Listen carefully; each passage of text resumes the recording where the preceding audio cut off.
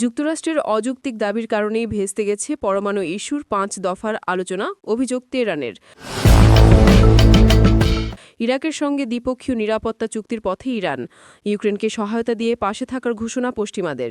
লন্ডনে বৈঠক, জব্দকৃত রুশ সম্পদ নিয়ে সিদ্ধান্তের ইঙ্গিত, বাজেয়াপ্ত হলে কঠোর প্রতিক্রিয়ার হুঁশিয়ারি মস্কোর। টেকনোক্র্যাট প্রশাসনের হাতে যাচ্ছে গাজার শাসনভার, থাকবে না ফিলিস্তিনের স্বাধীনতা সংগঠনের ভূমিকা, বলছে যুক্তরাষ্ট্র। যুক্তরাষ্ট্রের অযৌক্তিক ও অতিরিক্ত দাবির কারণেই পরমাণু ইস্যুর ৫ দফা আলোচনা ভেস্তে গেছে বলে জানিয়েছে ইরান। দেশটির পররাষ্ট্রমন্ত্রী আরাকচি বলেন, পারস্পরিক স্বার্থ নিশ্চিত না হলে মার্কিন প্রশাসনের সঙ্গে আলোচনায় ফিরবে না তেহরান। পশ্চিমাদের ক্রমাগত চাপের মুখে ইরাকের কাছ থেকে দ্বিপক্ষীয় নিরাপত্তা চুক্তি বাস্তবায়নের প্রতিশ্রুতি পেয়েছে ইরান। এদিকে ইরাকের ভূখণ্ডে ইরান সমর্থিত সশস্ত্র গোষ্ঠীগুলোর নিরস্ত্রীকরণে বাগদাদের প্রতি আহ্বান জানিয়েছেন মার্কিন পররাষ্ট্রমন্ত্রী। ইরানের পরমাণু কর্মসূচি নিয়ে সম্প্রতি পাল্টাপাল্টি বক্তব্য এসেছে তেহরান ওয়াশিংটনের তরফ থেকে। দেশটিকে পারমাণবিক অস্ত্র থেকে বিরত রাখতে কূটনীতিকে প্রাধান্য দেওয়ার যুক্তরাষ্ট্রের ঘোষণার তীব্র প্রতিক্রিয়া জানান সর্বকে ধর্মীয় নেতা আয়াতুল্লাহ আলী খামেনি।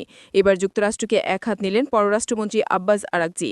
বুধবার মাসোহাদে সাংবাদিকদের আরাকচি বলেন, যুক্তরাষ্ট্রের অযৌক্তিক ও অতিরিক্ত দাবির কারণেই আগের ৫ দফা পরোক্ষ পারমাণবিক আলোচনা ব্যর্থ হয়েছে। তিনি সাফ জানান, যতদিন যুক্তরাষ্ট্র পারস্পরিক স্বার্থ ও সমমর্যাদার ভিত্তিতে আলোচনায় রাজি না হবে, ততদিন ইরান কোনো নতুন উদ্যোগে অংশ নেবে না। যদিও আরাকচি নিশ্চিত করেন, তেহরান এখনও মধ্যস্থতাকারীদের মাধ্যমে মার্কিন বিশেষ দূত স্টিভ উইটকফের সঙ্গে বার্তা বিনিময় করছে। যুক্তরাষ্ট্র ও পশ্চিমাদের ক্রমাগত চাপের মুখে নতুন মিত্র খুঁজছে ইরান। এরই ধারাবাহিকতায় আঞ্চলিক মিত্র ইরাকের কাছ থেকে দ্বিপক্ষীয় নিরাপত্তা চুক্তি সম্পূর্ণভাবে বাস্তবায়নের প্রতিশ্রুতি পেয়েছে তেহরান। বুধবার ইরাকের জাতীয় নিরাপত্তা উপদেষ্টা কাসিম আল আরাজি তেহরানে ইরানের সশস্ত্র বাহিনীর chief of staff major general মুসাফিরের সঙ্গে বৈঠকে এই অঙ্গীকার পুনর্ব্যক্ত করেন। আরাজি জোর দিয়ে বলেছেন, কোনো দেশকে ইরাকের ভূখণ্ড ব্যবহার করে ইরানের নিরাপত্তা ক্ষুণ্ণ করতে দেওয়া হবে না। এদিকে ইরান ইরাক সম্পর্কের দিকেও নজর রাখছে যুক্তরাষ্ট্র।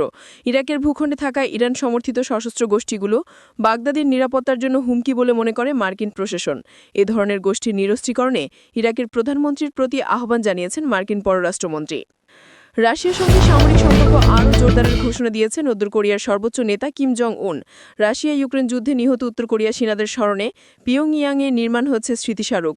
উদ্বোধনী অনুষ্ঠানে উপস্থিত হয়ে এই ঘোষণা দেন কিম।